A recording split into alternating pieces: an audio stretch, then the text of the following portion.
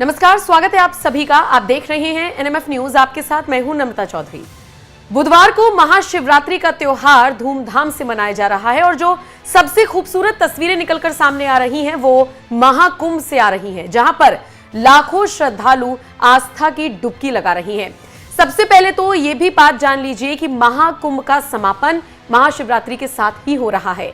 आज महाकुंभ का समापन है और ये समझ लीजिए कि महाशिवरात्रि के मौके पर आस्था की डुबकी लगाने के लिए देश और दुनिया से श्रद्धालुओं का तांता लगा हुआ है।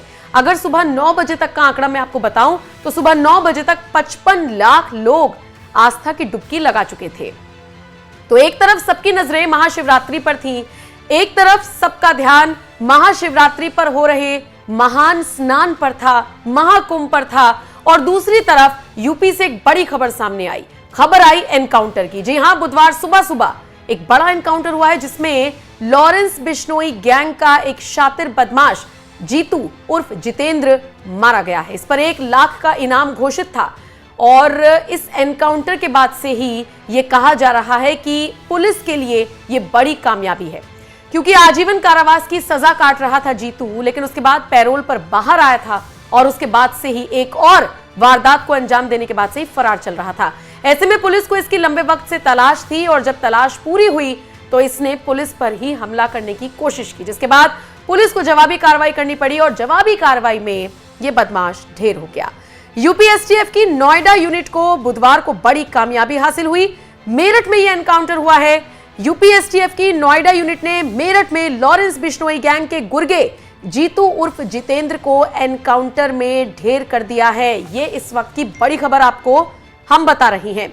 आपको बताते चले, एनकाउंटर में पहले उसको गोली जो लगी उसमें वो घायल हुआ था, जिसके बाद उसे अस्पताल ले जाया गया। वहां पर डॉक्टर्स ने उसे मृत घोषित कर दिया। अब जीतू के बारे में आपको थोड़ा सा विस्तार से बताते चलते हैं।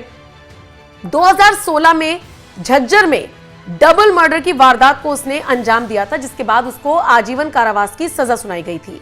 इसी मुकदमे में 2023 में वो पैरोल पर जेल से बाहर आया, लेकिन जेल वापस जाने के बजाय फरार हो गया और 2023 में ही सुपारी लेकर उसने गाजियाबाद के एक व्यवसायी की गोली मारकर हत्या कर दी थी और इसी मामले में पुलिस को एक बार फिर से उसकी तलाश थी, जिसके बाद उसके ऊपर 1 लाख का इनाम घोषित किया गया था। लेकिन अब जो तस्वीरें आप देख रही हैं, आप अंदाजा लगा सकते हैं कि योगी आदित्यनाथ ने जिस तरीके से कहा था कि एक चौराहे पर क्राइम होगा और दूसरे चौराहे पर बदमाश को यमराज खड़े मिलेंगे, कुछ उसी तरीके का घटनाक्रम हुआ है। अपराध करके भाग रहा था पुलिस की दबिश से, लेकिन देखिए पुलिस ने पकड़ा भी और एनकाउंटर में ढेर भी कर दिया।